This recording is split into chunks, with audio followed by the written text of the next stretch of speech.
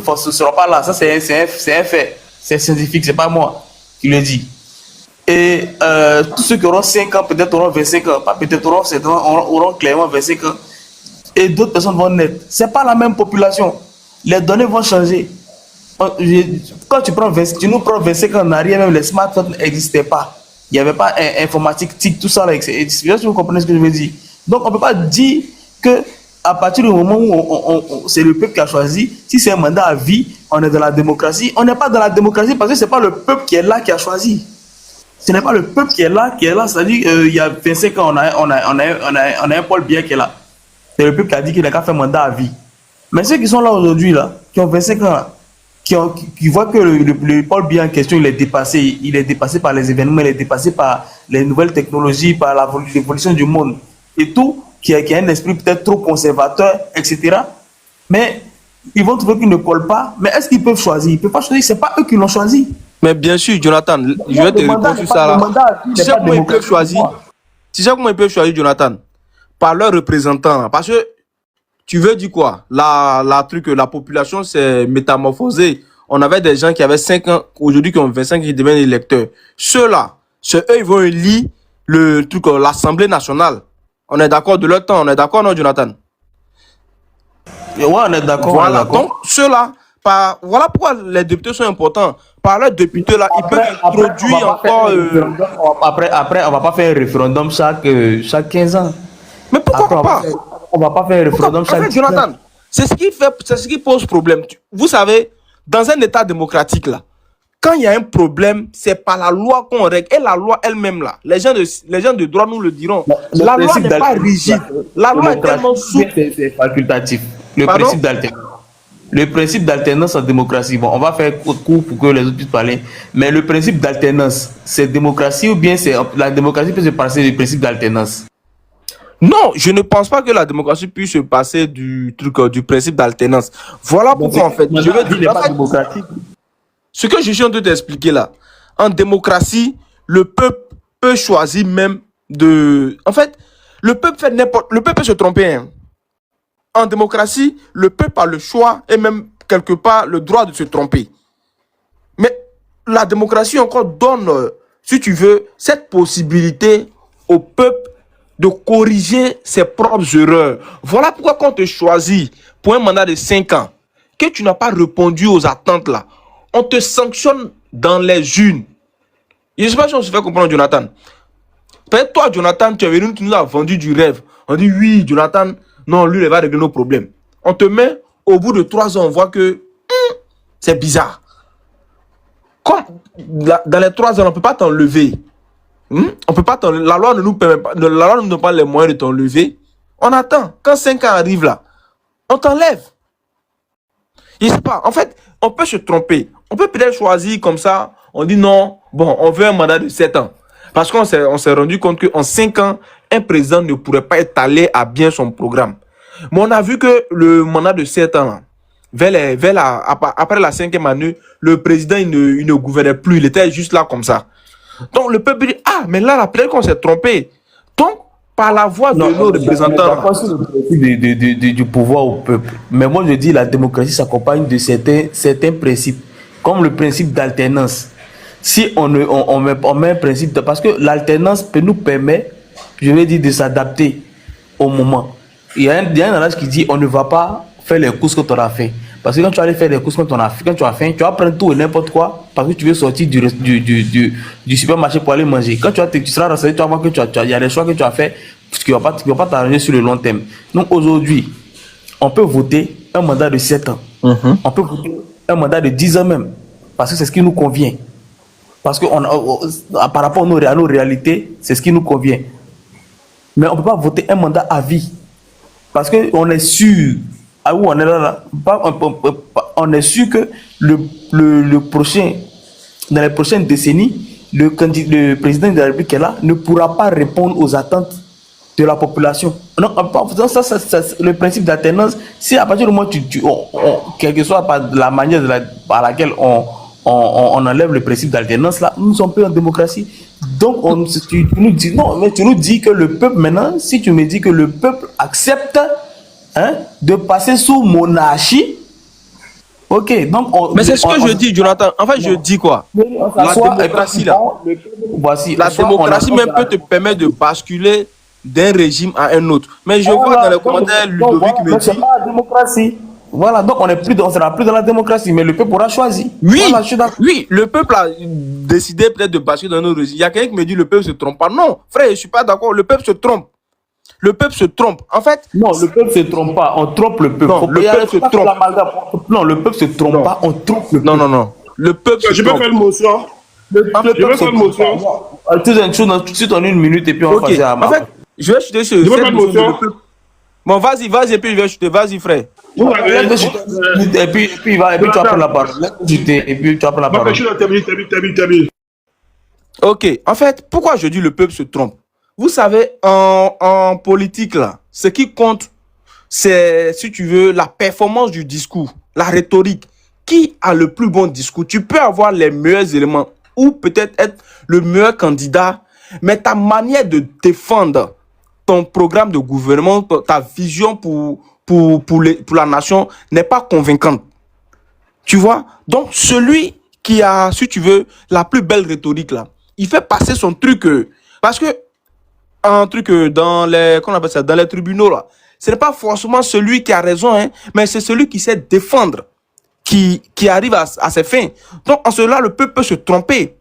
Le peuple peut se tromper quand il n'a pas la lucidité nécessaire pour choisir entre le truc, la main de fer dans un gant de velours et ce qui est réellement bien pour lui. Donc, le peuple peut se tromper.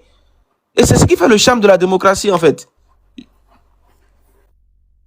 C'est ce que je disais là. On peut, comme tu viens de le dire, celui qui a bien défendu, et puis il y a un qui n'a pas bien défendu, ou bien, je sais pas.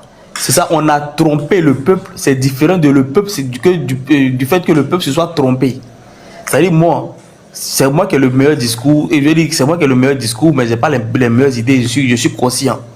Mais je sais comment manipuler le peuple parce que le peuple n'est pas très, je veux dire, n'est pas, l'analphabétisme est élevé. Toi, tu es conscient que voici ce qui est bon. Toi, tu sais que tu as le bon truc pour le peuple.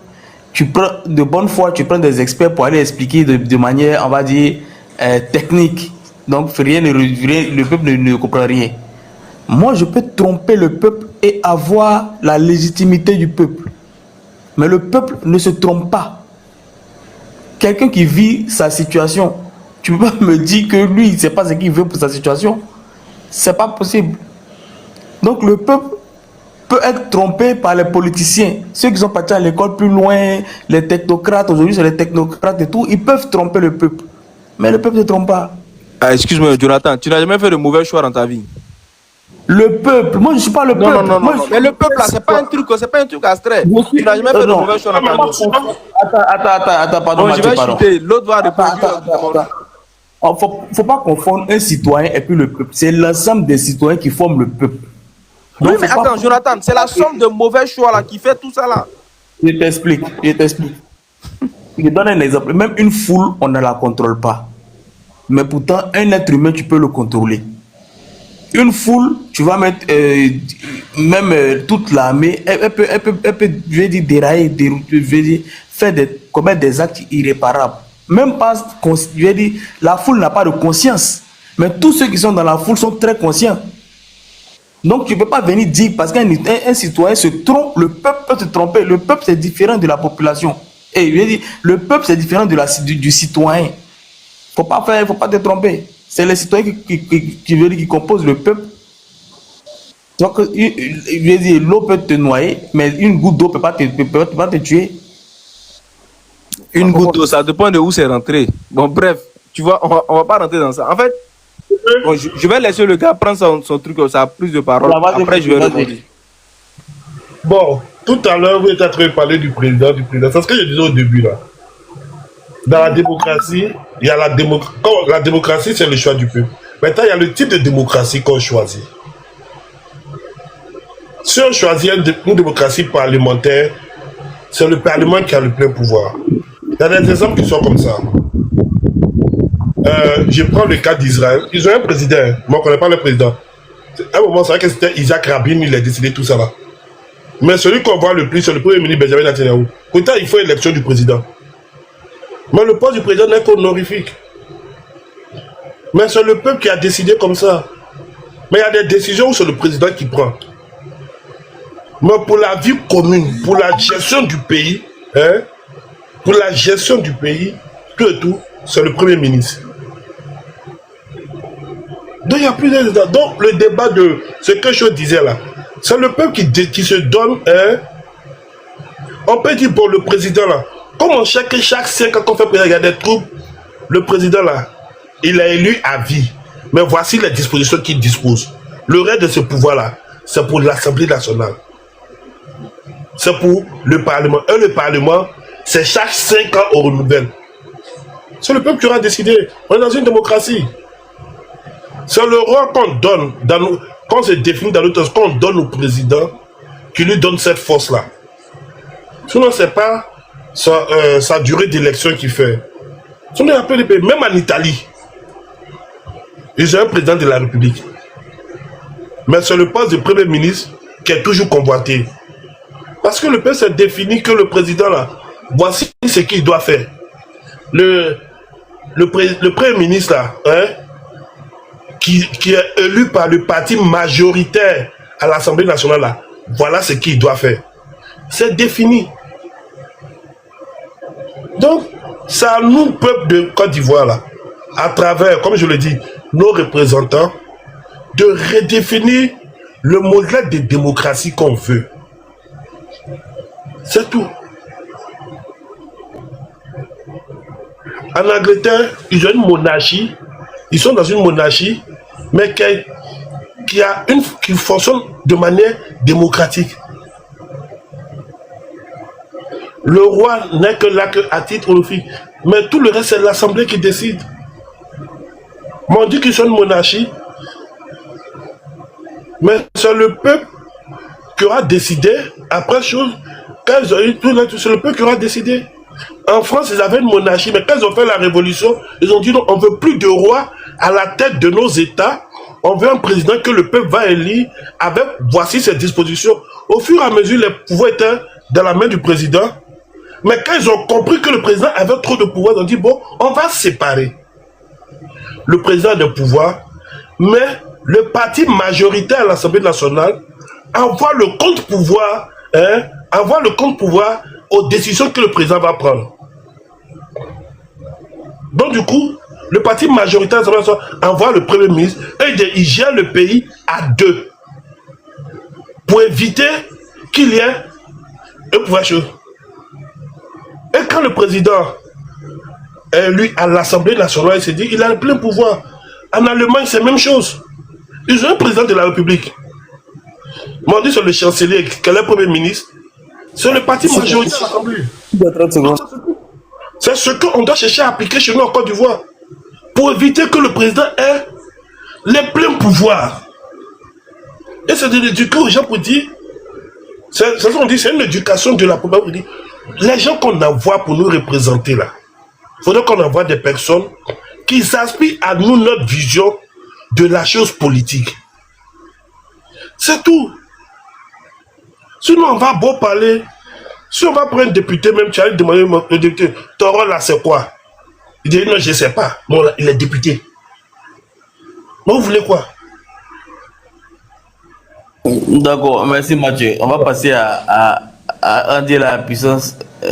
Andy, comme c'est ton premier temps de parole là, 3 minutes. Oui, Andy est là. oui, j'espère que ça va bien, hein. Vous m'entendez? Oui, ça va par la grâce de Dieu, mon frère. Vas-y. Dieu merci. Bon, le thème, c'est la démocratie et le RDS, c'est ça, hein? Exactement. D'accord. Bon, moi, je veux qu'on parle d'abord sur la base de la définition de la démocratie. Bon, comme je viens de vous pointer, je ne sais pas si vous avez déjà donné au moins le sens même de la démocratie. Bon, la démocratie est un système politique dans lequel le pouvoir appartient au peuple. Bon, je ne sais pas si est-ce que cette démocratie existe en Côte d'Ivoire? Je répète bien, la démocratie, c'est un système politique dans lequel le pouvoir appartient au peuple. Est-ce qu'en Côte d'Ivoire, là, le pouvoir, là, est-ce que ça nous appartient? Parce que c'est, en d'autres termes, c'est le peuple qui décide. C'est le peuple qui prend des décisions et celui qui gouverne le peuple là est obligé de respecter ce que le peuple décide. Est-ce que chez nous en Côte d'Ivoire là, c'est ce qui se passe? Donc si ce n'est pas ça, c'est-à-dire que si nous ne nous sentons pas concernés dans cette démocratie là, c'est que nous ne sommes pas dans une démocratie. Le RDR là, ils ne sont pas dans une démocratie. Pourtant c'est eux qui nous dirigent. Ce n'est pas le peuple, c'est eux les décisions que nous faisons. C'est eux le bon vouloir que nous faisons. S'ils sont fâchés aujourd'hui, les gaz augmentent, on subit. Mais si réellement la démocratie, c'est la décision du peuple là, mais c'est nous qui disons au président, nous voulons ça, et le président fait ça. Ou bien, s'il y a une situation qui arrive, ils sont censés créer des conditions pour que, on appelle ça comme un référendum, pour qu'on prenne une décision ensemble. Voilà la démocratie, le sens de la démocratie. En Côte d'Ivoire, ça n'existe pas. Ça n'existe pas en Côte d'Ivoire. Ça n'existe pas dans d'autres pays ici. Dans d'autres pays, ça existe. C'est pourquoi tu vas voir que quand une décision est prise à l'Assemblée nationale, que le peuple n'est pas d'accord, ça va nulle part. Ici, ils ont pris des décisions à l'Assemblée. C'est-à-dire que les députés minoritaires n'ont pas pu régler. La population n'a pas pu réagir. C'est resté comme ça, puis on subit. Donc, on continue de subir. Donc, parler de démocratie dans le contexte du RDR, je pense que c'est une perte de temps. C'est une perte de temps. Parce que le RDR elle-même se proclame être démocrate, comment dire, se proclame être un parti démocratique. Un parti qui respecte. Un parti qui fait tout dans le sens de la paix. Ils disent sur le bout de leurs lèvres, mais ce n'est pas de façon concrète. Quand le président, le ministre Mamadou Touré dit qu'il communique avec les partis politiques, normalement, c'est encore du vote que moi j'ai vu, que l'opposition, je pense que, est-ce que vous me comprenez, je ne sors pas du cadre, c'est encore du vote que j'ai vu que l'opposition demande un dialogue politique avec un gouvernement. Dans une démocratie, c'est le gouvernement qui demande une forme de dialogue à l'opposition pour que tout se passe bien. Est-ce qu'encore du voilà, ça existe? J'aimerais m'arrêter là. Merci frère, belle intervention, surtout sur le point du dialogue politique là, franchement. C'est un détail que moi j'ignorais, mais bon, on finit jamais d'apprendre. C'est Chris Dia. Vas-y, c'est Chris Dia, non? Je ne me trompe pas. Hein? Vas-y. Oui. Merci beaucoup.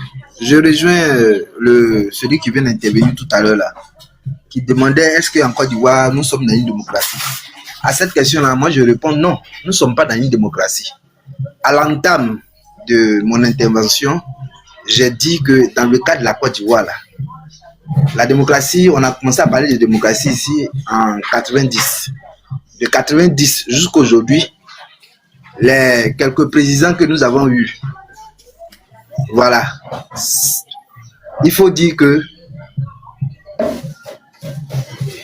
il y a eu, quand on vérifie les choses au cas par cas, il y a eu l'intervention de la France. Donc, celui qui fait une analyse concernant la situation en Côte d'Ivoire, et que la personne, c'est-à-dire que éjecte cet aspect des choses-là, la personne est dans le faux. Dans le cas de la Côte d'Ivoire, tout ce que nous avons connu comme président, je vais parler, bon, le régime d'Oufo Boigny, c'est sûr, Henri Konan Bédié, c'est sûr, Laurent Gbagbo, c'est la France, Guéhi Robert, pour qu'il puisse faire son coup d'État, la France était complice. Ceux qui sont là, tout le monde sait que la France est intervenue de fort bonne manière pour pouvoir les installer. Donc, on ne peut pas parler de démocratie en Côte d'Ivoire. Et j'ai dit, concernant la démocratie là, la démocratie, il y a 3 grandes nations au monde qui sont réputées être des nations démocratiques. On parle de la première, qui sont les États-Unis, la deuxième, qui sont le Royaume-Uni, la troisième, qui sont la France. Ces 3 modèles de démocratie là, l'un à l'autre, il y a une différence. L'un à l'autre, il y a une différence. Maintenant, nous sommes dans quel modèle? Notre modèle là, il n'est nulle part ailleurs. Parce que aujourd'hui en Côte d'Ivoire, on a un vice-président. J'espère que je ne m'éloigne pas du sujet. Hein. On a un vice-président qui n'est pas élu par le peuple. Il est désigné par celui qui est le président. Or, si on veut regarder par rapport au modèle américain, parce qu'en France, ça n'existe pas, mais le modèle américain, le président est élu à la fois avec le vice-président. Est-ce que c'est ça en Côte d'Ivoire? Non, c'est pas ça en Côte d'Ivoire. Ok. Maintenant, j'ai dit, quand on parle aussi de démocratie, dans ce qu'on appelle démocratie là, il y a les institutions et puis il y a les hommes qui incarnent les institutions. Je reviens sur ce que j'ai dit. Jonathan, normalement, si tu étais citoyen américain et que tu dis que tu veux devenir président, c'est-à-dire c'est depuis l'école primaire, tout ce que tu fais, tout ce que tu poses comme acte, tu fais attention à tout parce que tu sais qu'un jour, tu veux être le président des États-Unis. Parce que quand le moment serait venu de pouvoir te présenter, c'est le parcours de ta vie que les gens vont analyser. Le nombre de mariages que tu as eu à faire, tout ce qui tourne autour de ta vie là, les gens vont disséquer mot par mot. Et si les gens se rendent compte que dans ta jeunesse, tu as eu à voler ou bien eu à faire quelque chose qui va à l'encontre de l'éthique et de la moralité, quand on parle d'éthique et de la moralité là, l'éthique rejoint la loi, la moralité là. Quand on dit, c'est à quel moment on peut dire d'une personne qu'elle est d'une moralité douteuse? C'est par rapport à la loi. Sinon, pour dire qu'une personne est de moralité douteuse, c'est par rapport à la loi. Ce n'est pas par rapport à la bienséance, c'est par rapport à la loi. S'il n'y a pas de loi, on ne peut pas dire que quelqu'un est de mauvaise moralité. C'est par rapport à la loi, on dit qu'un tel est de mauvaise moralité. Voilà. Donc, c'est dit que quoi? Dans les grands pays, là, quand vous devez gouverner des gens, on regarde tout votre parcours. Est-ce que vous êtes intègre? Est-ce que vous êtes un bon citoyen? Tout ça, là, ça compte. Donc, si on se rend compte que dans votre parcours, vous avez eu à faire une fraude quelque part dans votre vie, dans les bons pays, là, on ne peut pas te permettre de venir gouverner les gens. Bon, dans notre cas ici, on se plaint. Écoutez, c'est la résultante de ce qui est là. Les gens même qui nous gouvernent, quand on regarde leur parcours, là, il y a quelque chose qui ne va pas au niveau de l'éthique et de la moralité. Donc, quand quelqu'un n'a pas une bonne éthique, n'a pas une bonne moralité, attends, s'il a la tête d'une institution, tu penses qu'il va faire quoi? Quand on prend un cas comme M. Cubier, qui sort d'une rébellion, on le met à la tête d'une institution. Tu veux qu'il vienne produire quoi? D'accord, merci M. Christian. Vous voulez qu'il vienne produire quoi? Merci, on va passer la parole. Voilà, merci beaucoup. Merci. C'est tous un nom. Vas-y, 2 minutes. Bon, je pense que M. Christian il voulait nous ramener encore à son débat sur l'éthique et la morale. On ne va pas le faire. Moi, c'est ma dernière intervention. Je serai demain matin. Ok. Bon. Démocratie et RDR. On va mettre maintenant les pieds dans le plat directement. Dit qu'on est en démocratie sous le régime RDR, je pense que c'est se foutre un peu de la gueule des gens. Excusez-moi pour le thème, mais on n'est carrément pas dans un régime démocratique. Maintenant, Monsieur Chris, je vais rebondir sur... Il a énoncé 3 nations pour parler de 3 systèmes démocratiques. Les États-Unis, où on est dans un système présidentiel où le vice-président il est élu à la fois avec le président. Mais dans le cas de la Côte d'Ivoire, là, dans les principes, le colistier du président doit être connu. Hein. C'est parce que on est dans un système où les gens ne respectent pas la loi. Sinon, dans la loi, dans la constitution, là, le colistier, celui qui doit faire office de vice-président, là, il doit être connu. En même temps, il est élu en même temps que le président de la République. Ça, il faudrait que je le signifie. Maintenant, dans le cas du... Il est nommé, pardon, faut pas te foutre de nous. Il est nommé. Je n'ai pas dit qu'il n'est pas nommé, mais je dis en principe... Plus il n'est pas colistier, mais c'est le président qui le choisit et le propose à l'Assemblée nationale. C'est l'Assemblée nationale qui valide maintenant sa nomination. Ça a été modifié quand? On a dans celui de 2016, lorsqu'il a fait le dernier truc là. Parce que dans la constitution de 2000, la constitution qui... dans la première mouture de la constitution de 2016. Non, mais la constitution où on a fait le référendum, c'était prévu que le colistier est élu en même temps que le président. Voilà. Mais après, où il a fait, le dernier, où il a réuni le Sénat et tout, cette partie-là, ils l'ont modifié pour dire que le président nomme. Voilà, donc ça a été modifié après. Voilà. Sinon, dans Mais son... ce qu'il a dit, c'est que quand le nomme, il faudrait qu'il soit parlementaire d'abord. C'est ce qui a fait qu'à un moment, ils ont permis à Duncan, qui devait nommer d'être député de Grand Bassam. Mais après ça, comme tu l'as dit, c'est eux qui gèrent. Ils n'ont plus fait. Il a nommé les gens comme ça et puis ils sont partis. C'est là quand il modifie les dépôts aux gens. Voilà pourquoi je dis la vraie truc problématique en Afrique là, c'est la formation du citoyen. Vous pensez que si on avait en face de nous des citoyens, là, ils allaient manipuler la loi comme ça? Non. Quelqu'un qui a une conscience citoyenne, là, il ne peut pas dire on marche sur A et B et puis marcher sur C et D. C'est pas possible. C'est pas possible.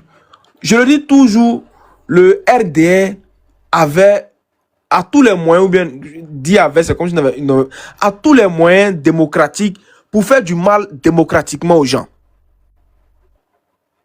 Vous êtes majoritaire à l'Assemblée nationale. Il y a des lois que vous pouvez passer. Oui, je vais chuter sur ça. Vous êtes majoritaire. Il y a des lois que vous pouvez passer à l'Assemblée nationale. Mais quelle est l'urgence pour le président de gouverner par des ordonnances pendant qu'on est ultra majoritaire à l'Assemblée nationale? Ça pose problème. Donc, réellement, il nous faut former des citoyens de telle sorte que ce qu'on a dit dans la loi là, on puisse respecter ça. Celui qui incarne l'institution là, il ne puisse pas diriger l'institution selon le bon vouloir de son parti, mais selon la loi qui encadre l'institution. Sur ce, je vais vous dire bonne soirée les gars, les amis, et puis ce fut un plaisir de discuter avec vous. Merci beaucoup. J'aurais aimé que tu restes sur la question, mais c'est pas bien grave. Mathieu, non, Brian, te reprendre, je vais m'abonner, et puis bon, on va se reprendre sur d'autres panels, parce que là je me lève demain à 6h, il est déjà minuit 32. Ouais, c'est vrai, vous les Benguis là, il fait nuit chez vous là-bas. Vas-y, Mathieu. Merci, chose one. Tu vois, c'est ce que tu as dit, c'est ce que je disais tout à l'heure. Le peuple manque de formation. Ouais, c'est ça qui nous fatigue. On manque de formation pour pouvoir arriver à certains trucs. Nous avons voté des députés par rapport à nos obédiences politiques. Et quand le député arrive là-bas, il ne peut pas aller contre ça. Et c'est ce qui nous fatigue. Sinon, si on votait nos députés par rapport à ce qu'ils nous proposaient, par rapport à, comme là je rejoins un peu Chris, par rapport à la valeur qu'ils incarnent, la valeur morale et éthique qu'ils incarnent, on n'aurait pas tout ça là.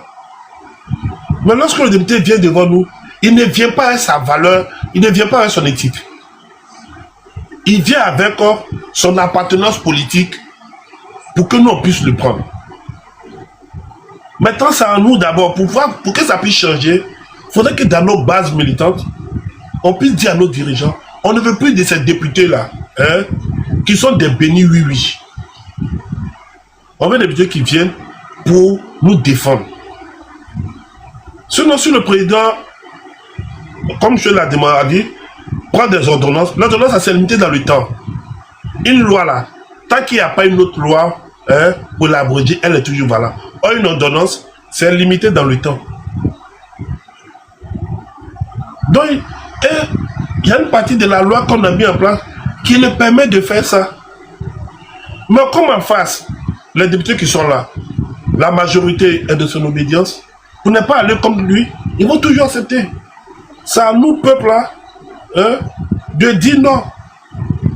On a cette possibilité-là d'interpeller nos députés. Si moi, dans ma région, ou dans mon truc, le député qui est un député, qui n'est pas de mon parti, qui fait quelque chose, il y a cette obligation, en tant que citoyen, de l'interpeller.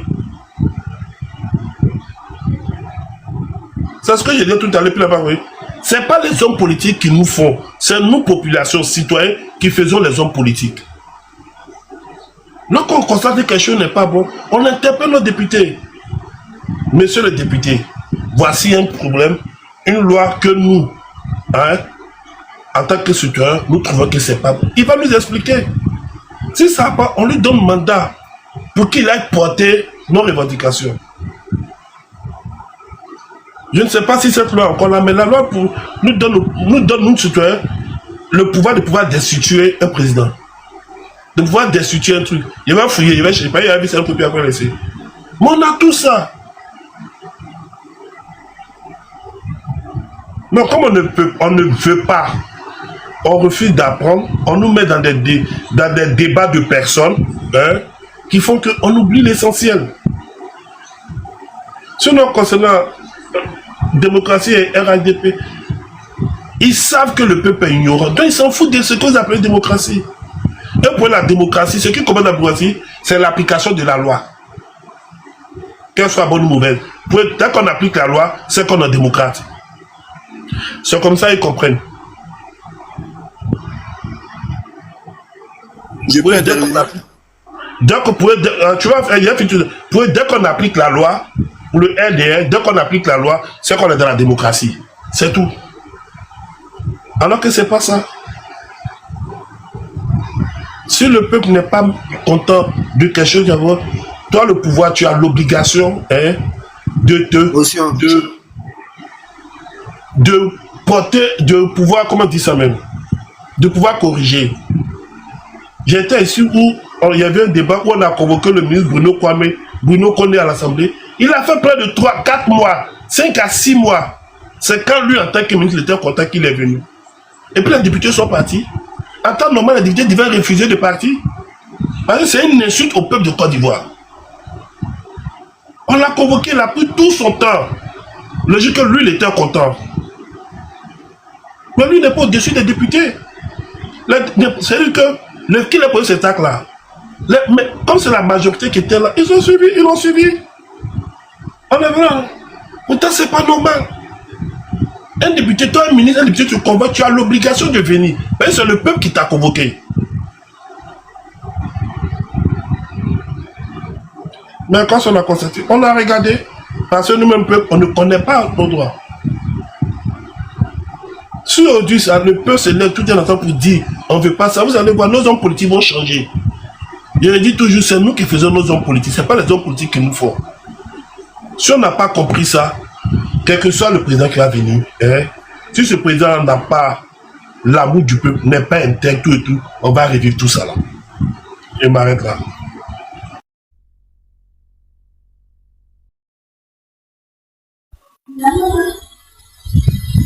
John?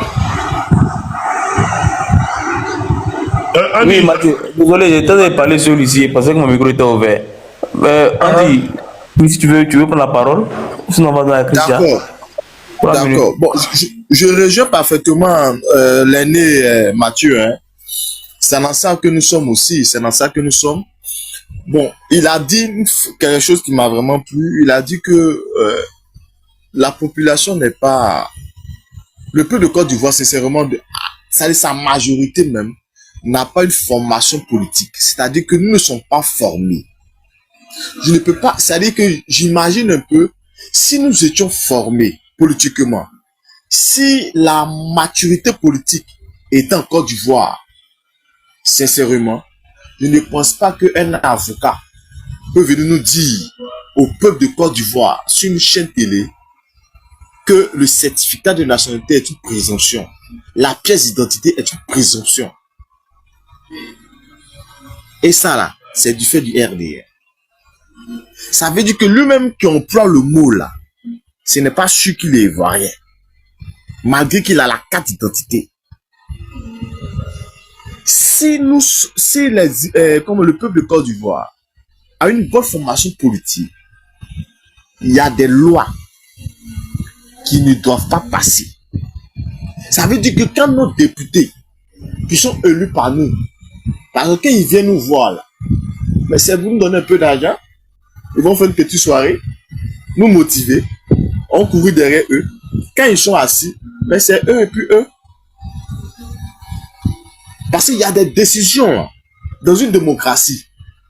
Quand une décision est prise et que cela touche la majorité, mais ce n'est pas une révolte, mais je peux dire, ça veut dire que le peuple, ça veut dire le gouvernement sent que le peuple n'est pas d'accord. Et cela change. Mais en Côte d'Ivoire, c'est tout autre. Tu te plains, on te met en prison. On te met en prison. Quelqu'un qui fait marche de faim, il dit la faim. Et on le met en prison, paye la faim. Pourquoi tu as assez faim? C'est humiliant. Et c'est au RADP, moi sincèrement, la venue du RADP, sincèrement, a changé la politique autrement. A changé complètement la pensée politique même de la Côte d'Ivoire. Moi, une fois, j'ai écouté le président Thiam, et puis je me suis dit comme ça que si le président Thiam était président de 2010 jusqu'en 2015, sincèrement, ça sera difficile pour un politique de venir nous berner. Ça sera très compliqué. Quand le président Thiam est venu parler de la politique autrement, regardez un peu ce que ça criait. On l'insulte sans même donner une contradiction de ce qu'il dit. Or, dans une démocratie, c'est une démocratie même, il y a la contradiction. Si je dis que le président, si je dis que non, le président Alassane Ouattara n'a pas fait telle chose, que ce qu'il a fait n'est pas bon, mais ce n'est pas à la peine de m'insulter, apporte-moi une contradiction, ou il faut me convaincre que ce qu'il a fait là, voilà pourquoi il a fait ceci, voilà pourquoi il a fait cela, machin, pour me convaincre, et non pour m'insulter, ou pour me menacer, ou pour m'envoyer en prison. Le président Thiam est venu placer des pions pour montrer que la politique là, c'est avec intelligence. C'est ça, l'Ivoirien. C'est-à-dire, c'est ça, la maturité politique.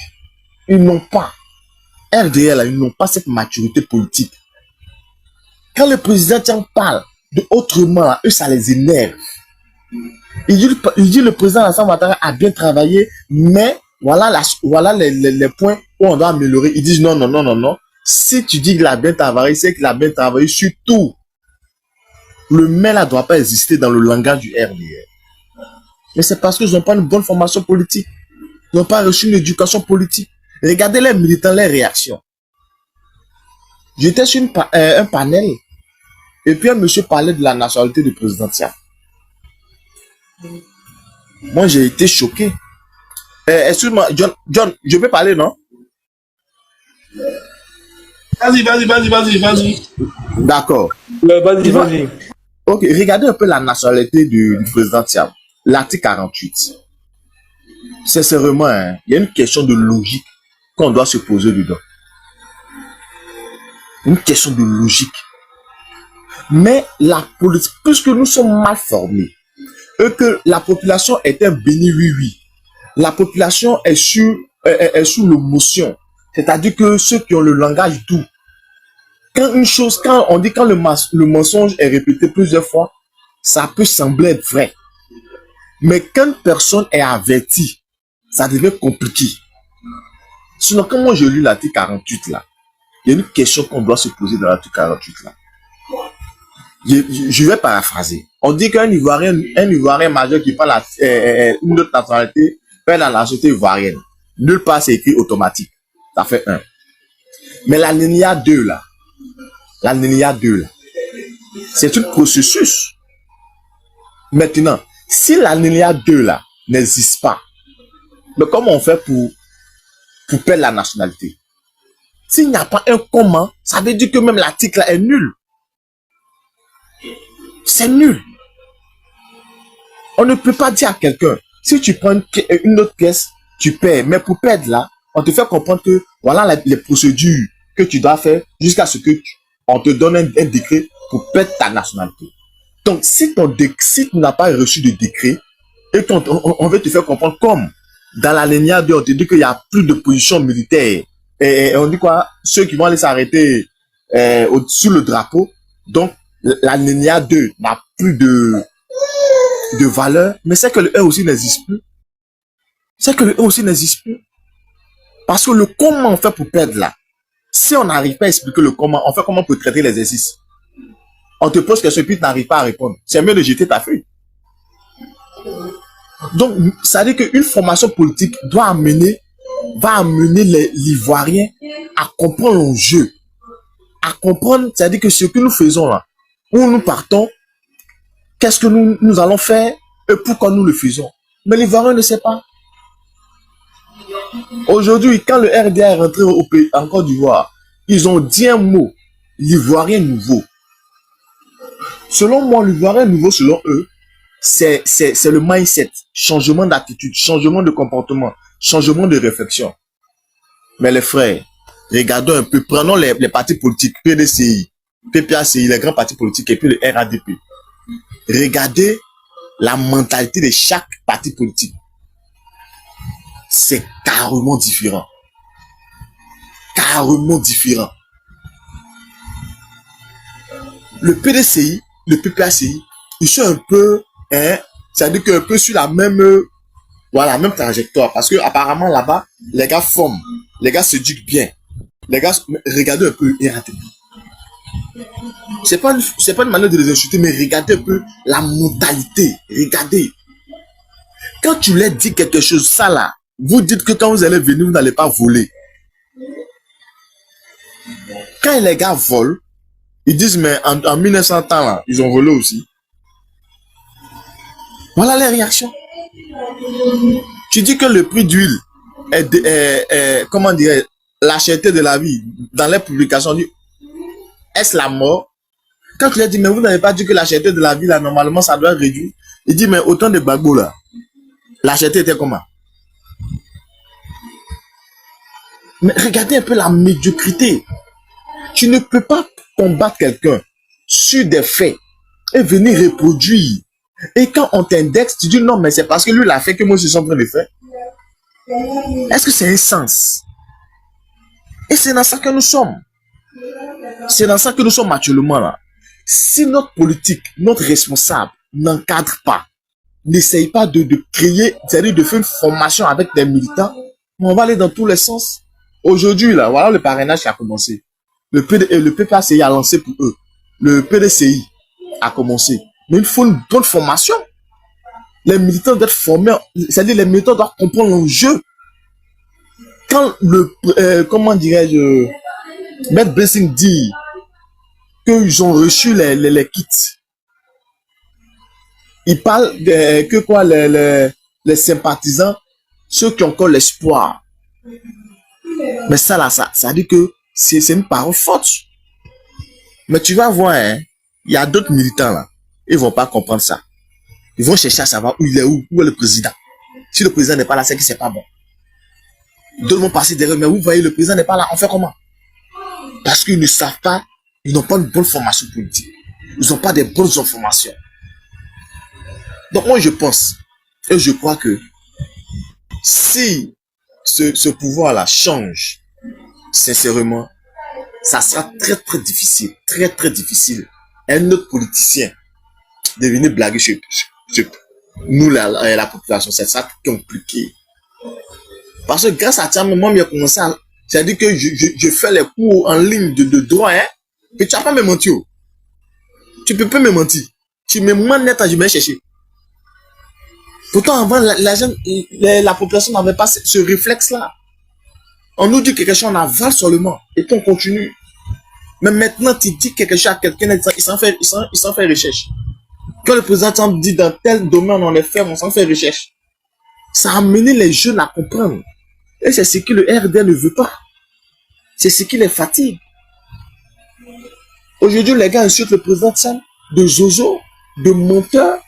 Mais c'est parce qu'ils ne sont pas forts politiquement. C'est parce qu'ils sont très faibles. Pourtant, ce sont des ministres. Des personnes qui doivent refléter même la maturité politique, l'intelligence là. Mais regardez les mentalités, regardez les attitudes par rapport même aux populations. Ils insultent. Pourquoi? Parce qu'en réalité, ils ne sont pas dans une démocratie.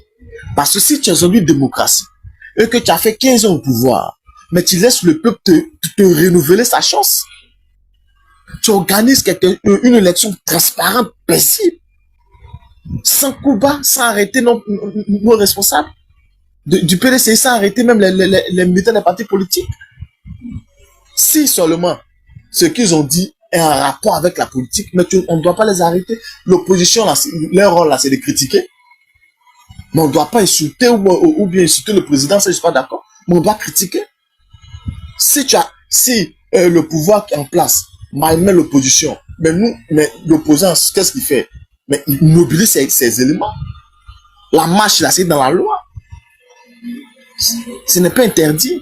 Mais dès que tu appliques ce qu'eux-mêmes ont écrit dans la loi, en même temps, tu te jettes en prison. On vous arrête. Est-ce que c'est ça la démocratie? Bon, je vais m'arrêter là pour le moment. Merci beaucoup, Andy. Belle intervention. En tout cas, aujourd'hui, on ne peut plus nous blaguer. Moi-même, là, c'est pas seulement droit, même économie. Dette, là, on va tous comprendre. Ils disent que la dette est maîtrisée. Là, on y voit qu'ils prennent crédit pour payer crédit. Bon, je pense que le live tire à sa fin. Hein.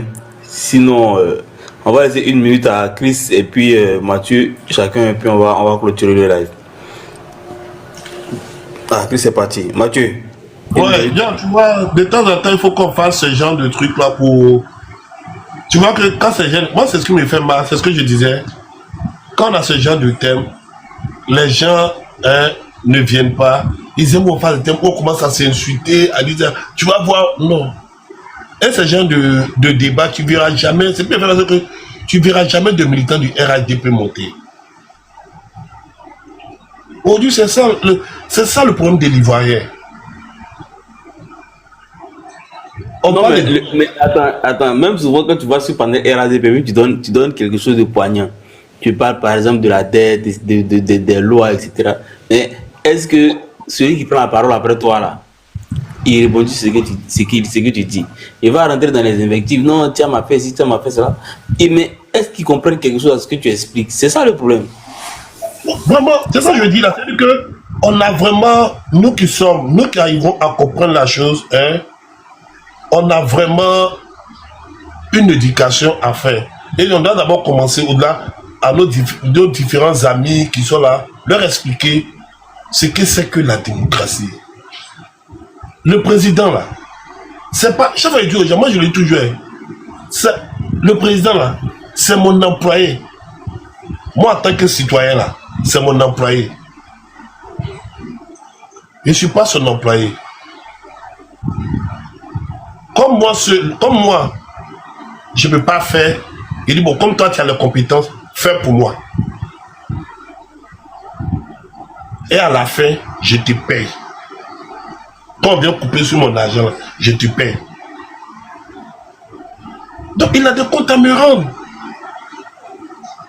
Et ce que je lui demande, c'est de permettre à ce que mon argent, c'est de permettre à ce que j'ai un meilleur cadre de vie.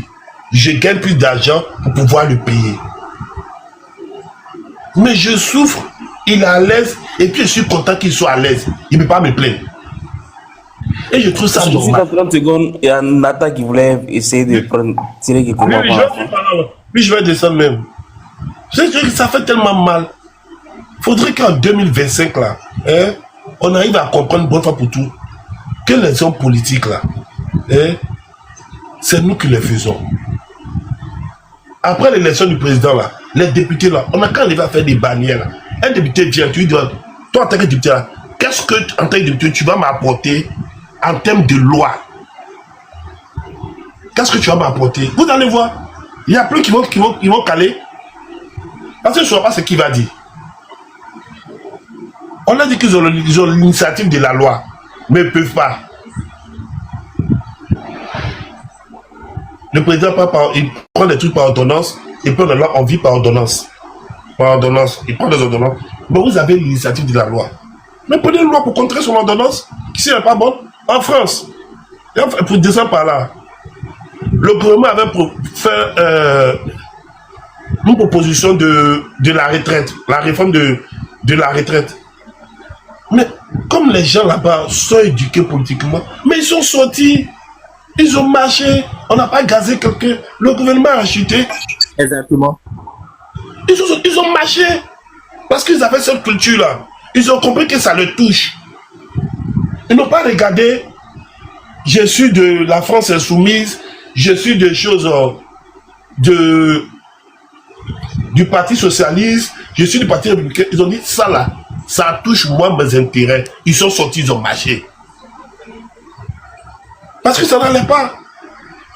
Le gouvernement a reculé. Autant la France, il paraît ça que Autant l'Assemblée nationale, la France insoumise avait une majorité, c'était prêt à voter. Mais la population est sortie, ils ont commencé à marcher, tout et tout. Ça a eu des échos, mais chez nous, si on ne peut pas. Quand non, tu marches parce que tu es de l'opposition, alors que ce qu'on tu fait, tant qu'il y a du parti au pouvoir, là, tu le soutiens, là, ça va te faire quelque chose. Donc c'est ça, ils veulent dire par là qu'on peut descendre. Ouais, vraiment, faudrait qu'on change notre mentalité, là. On veut plus de guerre. Excuse-moi, John.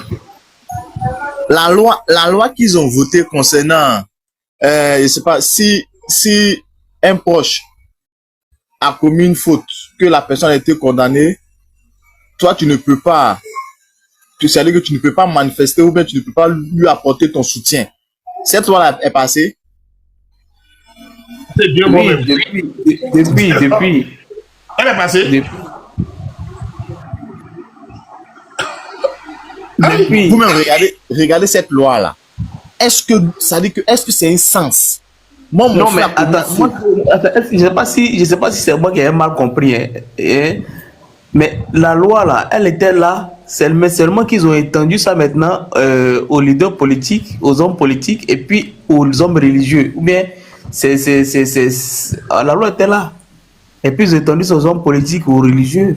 Non? Non. Maintenant, Non, la motion que les PPACI et puis le PDCI, les deux groupes parlementaires ont posé, c'était qu'il fallait enlever le religieux et puis les politiques là-dedans. Non, là, tu sais, on pense quoi? Excusez-moi, on va laisser Nathan parler. Sinon, après, on peut débattre sur comment on appelle, le but de la loi aussi, parce qu'on dit quoi. Bon, on va laisser Nathan parler, puis on va reparler de la loi. Nathan, comment ça va? Vas-y, vous avez 3 minutes. Alors, bonsoir à tous. Merci et félicitations pour votre panel, pour le combat que vous faites pour la démocratie en Côte d'Ivoire et la démocratie qui n'existe plus sous le régime du RHDP. Les institutions, l'état de droit et les libertés fondamentales sont bafouées et piétinées. La justice aux ordres du pouvoir est utilisée pour combattre, pour pourchasser les sympathisants du PDCI. On a 3 de nos compagnons qui sont en prison, les 2 leaders de la JPDCI et un militant de la JPDCI de Cocody. Il y a le ministre Joël Nguessan qui a dit la vérité et il a fini par s'excuser et ils l'ont libéré parce qu'il est avec eux. Mais en tout cas, son arrestation nous montre dans quel régime, dans quelle république on est. Avec la loi dont vous venez de parler, une loi qui nous interdit de critiquer une décision de justice. Il y a cette loi-là aussi. Et c'est ça même. Voilà. On interdit de critiquer une décision de justice. Dans une démocratie, comment on peut interdire? Effectivement, une version antérieure de cette loi existait sous le parti unique. Mais l'état de la société sous le parti unique n'est pas l'état de la société en 2025 dans un pays où on a connu tout ce qu'on a connu dans les années qui sont passées. Aujourd'hui, on doit continuer à se mobiliser. On doit continuer à se mobiliser contre la dérive autoritaire. Parce qu'on est sur une dérive autoritaire, clairement. Parce que on tord les lois, on ne respecte pas les lois. Et quand tu te lèves ou te plains, on te met en prison. On emprisonne les gens, on corrompt d'autres et on instaure un climat de terreur totale. C'est toutes les caractéristiques d'un régime autoritaire. On va faire des élections de façade avec des opposants qui ont pris le soin d'être présélectionnés avant parce qu'ils ont mis toutes ces barrières. L'exclusion injuste du président Tidiane Thiam en violation totale du code de nationalité qu'ils invoquent. Le fait d'empêcher d'autres leaders politiques importants de se présenter. Et le fait de susciter les divisions au sein des partis de l'opposition, parce qu'on sait tous qui est derrière Jean-Luc Bion, qui est derrière beaucoup d'autres candidats fantaisistes. Avec le parrainage qu'ils adoptent à quelques jours des élections, on change le code électoral à moins d'1 an des élections, en violation de toutes les règles légitimes de démocratie. Depuis l'arrivée du RDA en Côte d'Ivoire, on est dans un recul démocratique de 40 ans. Des choses qu'on a pu acquérir dans ces dernières décennies, malheureusement, ont été perdues par ce régime de Dozo. Donc, on demande à toute l'opposition de se mobiliser, à tous les Ivoiriens de se mobiliser partout où vous êtes. Écoutez les mots d'ordre de nos leaders. À chaque fois, il y a le député Do Simon, le député Diaoufoué, le député Emo Sylvestre qui font des déclarations. Il y a aussi nos cyberactivistes. Continuons à parler parce que c'est seulement la force du peuple qui nous permettra d'exiger des élections libres et transparentes, d'exiger une nouvelle RLE, vu que le budget a été voté, d'exiger que notre leader puisse rentrer en Côte d'Ivoire et participer aux élections et mettre fin à cette souffrance qui n'a que trop duré, mettre fin au rattrapage ethnique, mettre fin à la dérive dictatoriale, mettre fin à l'enrichissement d'une minorité de personnes au détriment de la majorité. On se promène dans les rues, je vais paraphraser un de nos élus, on n'a jamais vu croissance là, à Tekoubé, à Bobo, à Koumassi, personne n'a vu croissance là dans la rue. Au nord même, dans la région d'origine de ceux qui ont pris les armes pour porter Boubou, on n'a jamais vu la croissance. Cette croissance-là, c'est dans la Méditerranée, les gens meurent. Cette croissance, c'est tous les fléaux qui pervertissent la jeunesse ivoirienne. C'est le broutage, c'est l'absence d'emploi stable, c'est l'absence de perspective, l'absence de rêve. Cette croissance, c'est les écoles qui sont... Les enfants s'asseyent à 4 sur les écoles. C'est ça la croissance que le RDA. Les gens qui meurent dans les hôpitaux pour des maladies bénignes pour lesquelles on ne doit plus normalement mourir pour 2025. C'est cette croissance que le RDA nous donne. On demande à tout le monde de suivre les mots d'ordre, de partager à chaque fois qu'il y a les lives, qu'il y a les publications sur tous les réseaux sociaux, de liker, de commenter, pour qu'on puisse montrer à l'ensemble de la communauté africaine, à tout le monde, que les Ivoiriens, les vrais Ivoiriens qui n'ont plus d'autres endroits où partir sur le pays se gâtent là. Les vrais Ivoiriens, ils veulent plus du RDA, RHDP. Ceux qui ont village en Côte d'Ivoire. Merci. Merci beaucoup, Mata Kwako. Nata Kwako. Bon, je vais laisser 1 minute à Christia, 1 minute à la puissance, et puis je vais continuer le live. Il est très tard chez les Benguis là-bas. Ok, en fait, j'ai insisté pour intervenir une dernière fois. Juste dire que la situation de la Côte d'Ivoire, moi, elle me peine à plusieurs niveaux. Bon, moi, je vis à Abidjan et je suis là, tout ce qui s'est passé là, j'ai assisté à ça. De mémoire, je veux que les uns et les autres se rappellent. Quand ce régime est arrivé au pouvoir, la France a nommé un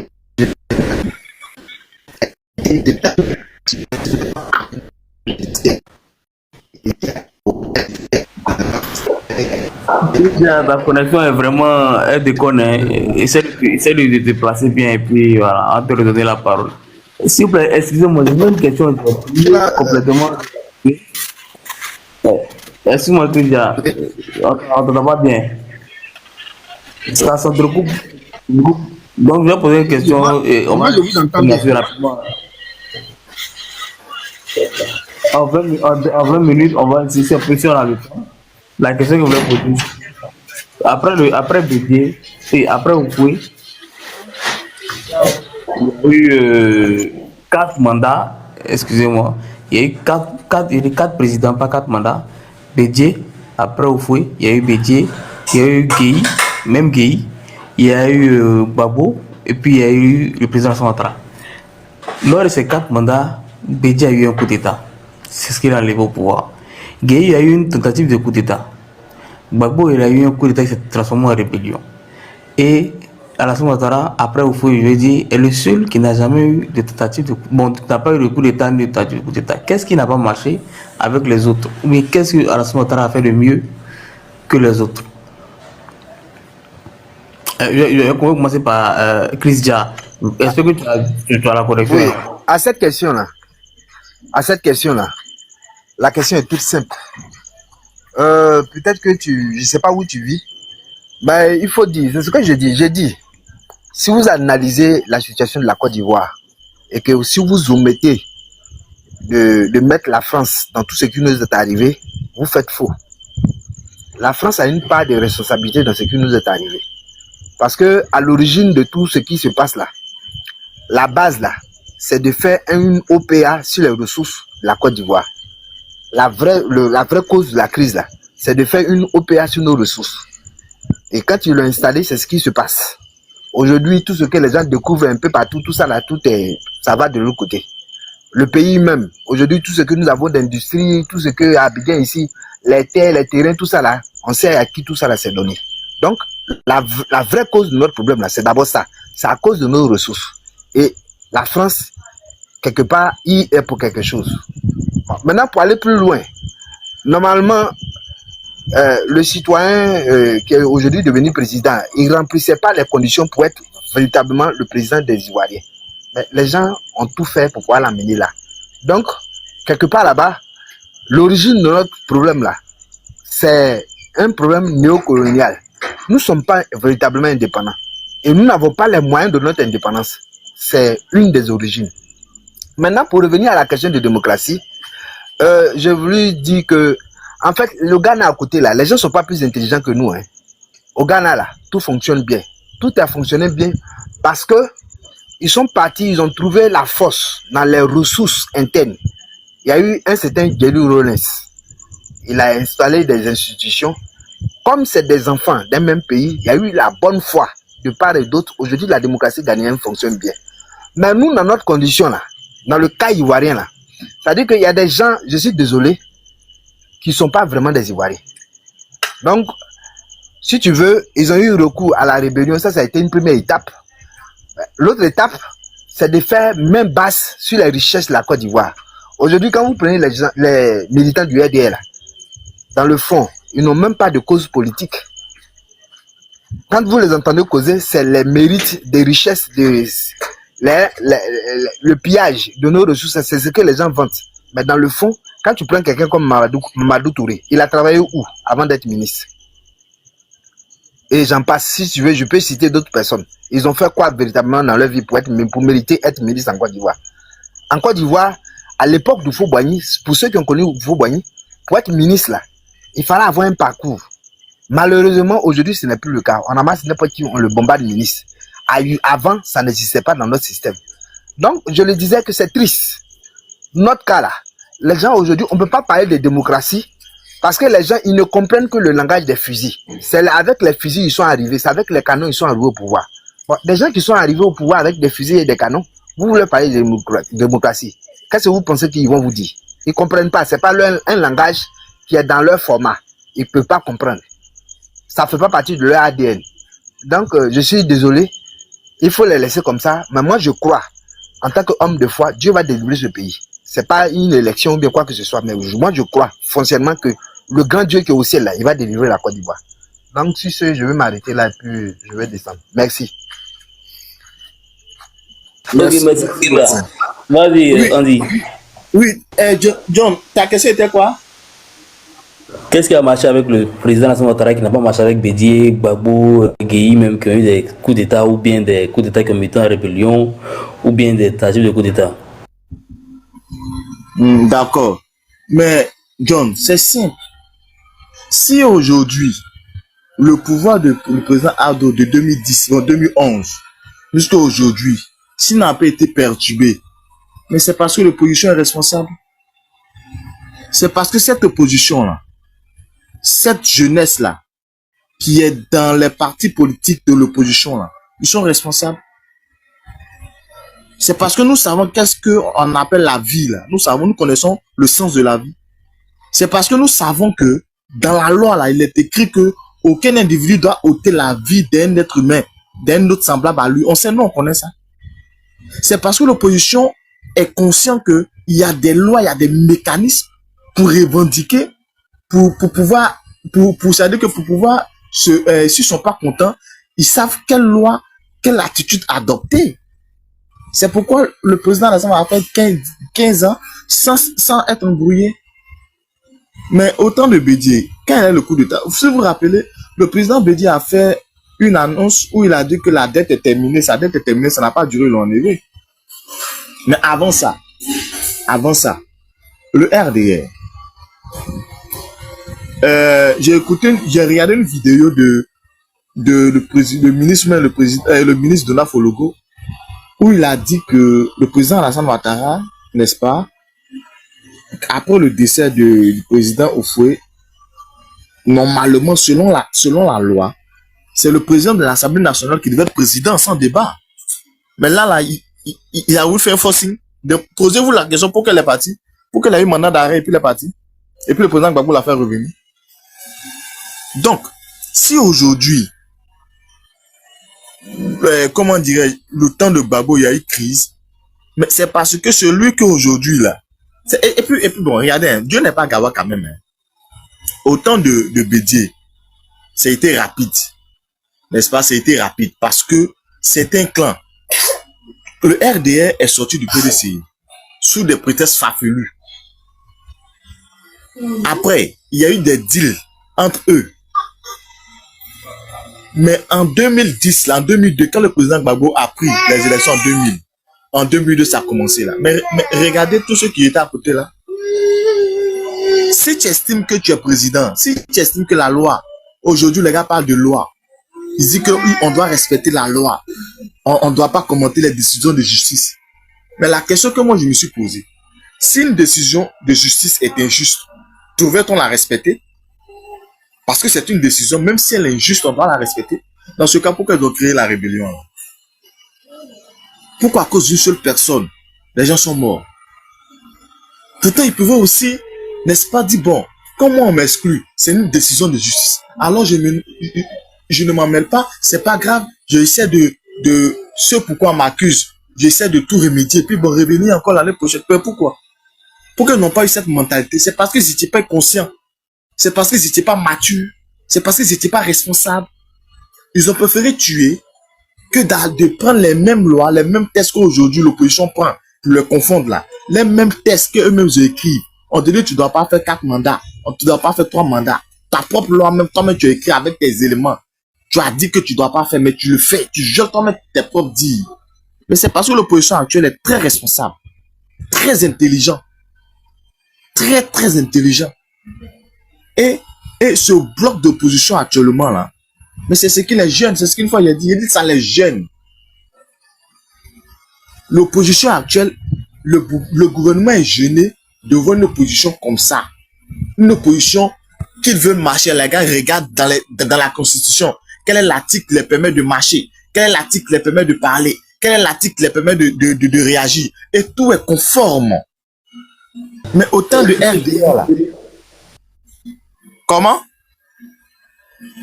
Vu qu'il y a bataille, c'est le en 1 minute. D'accord. Donc, vous voyez, donc tu vois. Donc, c'est parce que l'opposition actuelle est respectable, intelligent, mature. Qu'aujourd'hui, le président Alassane Ouattara, quand il est venu, il a fait près de 15 ans sans troupes, à moins qu'en 2020. Même 2020, là. Mais on dit que c'est la CNT, que c'est le président Bédié qui a fait. Non, mais en moins que la CNT arrive là, qu'est-ce qui s'est passé? C'est parce qu'il a violé la constitution. S'il n'y avait pas un déclencheur pour créer une CNT, mais est-ce que la CNT devait se créer comme ça? Non. Donc, au lieu de combattre la CNT, on se pose la question de façon logique. Qu'est-ce qui a poussé pour qu'il y ait une CNT? Ce qui a poussé pour qu'il y ait une CNT, c'est parce qu'ils n'ont pas respecté la constitution qui demandait à ceux qui fassent 2 mandats et non 3 mandats. Aujourd'hui, il veut faire 4 mandats. Donc, respectons l'opposition, c'est parce que l'opposition est responsable. Merci. Merci beaucoup, Andy. Martha, par rapport à la question, qu'est-ce que tu as dit? Par rapport à la question, je pense qu'il y a plusieurs raisons. La première raison, c'est le contexte international. À l'époque, le capitalisme mondial français occidental, dans un monde unipolaire, avait des intérêts à ce qu'il y ait des changements de pouvoir, que ce soit au temps du président Bédié, parce que la France a entériné le coup d'État, parce qu'elle n'a pas réagi, contrairement aux accords de défense, que ce soit en 2002, aussi lorsque Laurent Gbagbo a été attaqué. Il y a le contexte international, les acteurs du cacao qui voulaient faire de la spéculation, qui voulaient imposer un rapport de force financier qui n'était pas apprécié par Abidjan, donc ils ont soutenu le coup d'État. Il y avait aussi un voisinage qui était hostile, le Burkina Faso, le Mali, qui estimait que si leurs ressortissants ou les enfants de leurs ressortissants vivant en Côte d'Ivoire étaient exclus, ça pouvait réjaillit sur leur cohésion sociale intérieure, sur leur équilibre économique. Et le dernier point qui, pour moi, a fait que pendant des années, on a eu la crise, c'est l'attitude démocratique ou antidémocratique du RDR. D'abord, le RDR est issu de la charte du Nord, puis du discours violent du feu le ministre Lamine Diabaté à Odiene, où il a dit nos parents sont venus ici avec les armes, on va conquérir cette terre avec les armes. La rhétorique violente et belliqueuse du RDR, on va tout nyangami. Si vous voulez que ce pays se divise, on va diviser. Je veux frapper ce pouvoir moribond et il tombera. Donc la nature même du RDR a profité de cet environnement international-là pour déstabiliser le pays. Maintenant, pourquoi de 2011 à maintenant, il n'y a pas eu de putsch? D'abord parce que de 2011 à 2018, la légitimité populaire du pouvoir d'Ado était plus ou moins forte parce qu'on revenait d'une crise et le pays a pu être mis sur les rails grâce à l'aide des ministres du PDCI, dont certains d'ailleurs ont refusé, ont toujours continué à le suivre. Donc, il y avait l'embellie économique et il y avait le soutien large du PDCI et qui faisait, et des autres partis du RHDP, qui faisait que les potentiels adversaires étaient mis en minorité. Il y a les cadres du PPA qui étaient en exil, Gbagbo en prison, etc. Maintenant, le dernier élément le plus important, pourquoi on a eu la paix ces dernières années, c'est la culture politique. Nous, les gens au PDCI, les gens du PDCI, c'est les bluffeurs. C'est les gens qui sont instruits. Pareil pour les gens du PPA. Ils savent discuter, ils peuvent envoyer des arguments. Vous allez monter sur un panel du RDR tout de suite là. Comme le frère disait, c'est les invectives. Il y a d'autres même qui peuvent même pas formuler des phrases. Ils sont sur les panels à longueur de journée. Quand tu vas parler, ils vont dire non, vous pensez que c'est vous seulement qui savez parler français. Mais nous sommes en Côte d'Ivoire, il y a une langue officielle. On peut pas parler d'institutions et de politique et on va pas comprendre le sens des notions qu'on est en train de parler. On demande pas d'être un Molière, mais parler correctement dans la langue qui est notre langue nationale. Qu'on le veuille ou non, notre langue officielle, je pense que c'est la base. On va parler d'article 48 de la Constitution. Bon, les gens comprennent même pas le sens de comment on va appliquer le code de nationalité. C'est normal qu'ils disent, oui, la double nationalité, c'est normal on l'exclut. Donc, il y a un problème aussi même d'éthique et des valeurs au niveau des gens du RDR.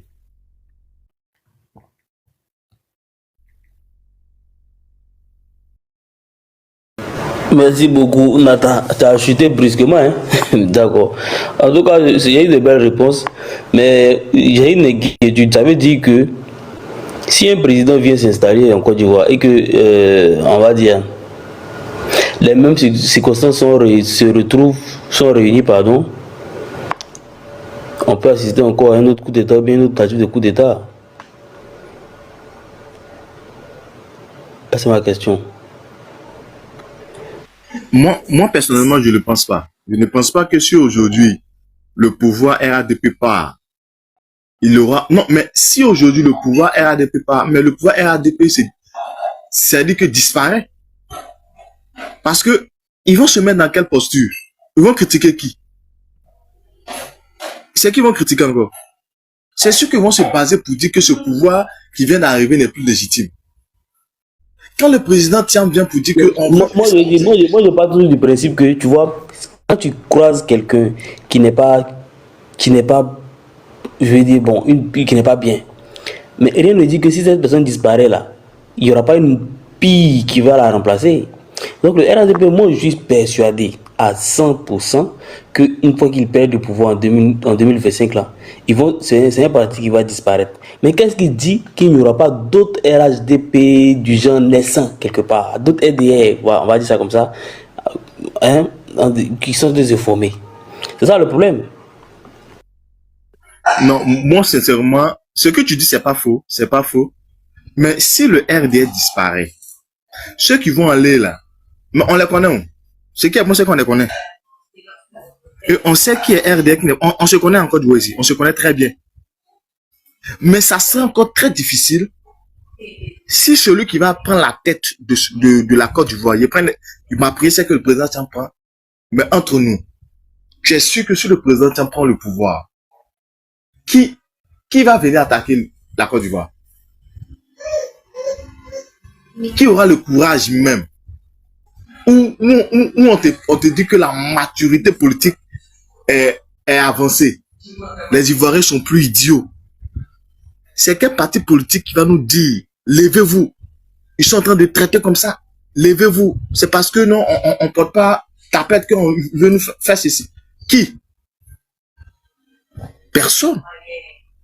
Au contraire même, ils seront obligés de se taire parce que on a vu de 2015, on a vu leur règne. De 2010 à 2020, on a vu leur règne.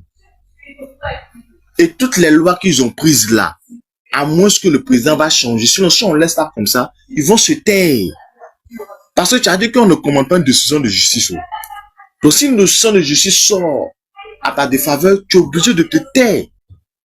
Tu vas plus Narami. Parce que personne ne va te suivre. Pendant que d'autres sont en train de réfléchir comment ils vont développer leur business, comment ils vont faire pour stabiliser leur famille, pour créer des entreprises. Toi, tu n'as pas venu leur dire, on va prendre des armes. C'est dans quel pays de la sous-région tu allais dire, bon, venez m'aider à combattre tel régime? Non, non. Donc, c'est pourquoi j'ai dit que c'est parce que l'opposition actuelle est responsable. Sinon, voilà les pays qui ont soutenu la rébellion. Burkina, Mali, Guinée. Ils ont soutenu cette rébellion. Mais actuellement, là, si le pouvoir change, c'est quel parti politique, mais c'est quel individu qui va aller au Mali, qui va aller au Burkina, qui va aller au Niger, il se va où encore, pour aller dire, pour aller créer une mercenariat pour venir attaquer la Côte d'Ivoire.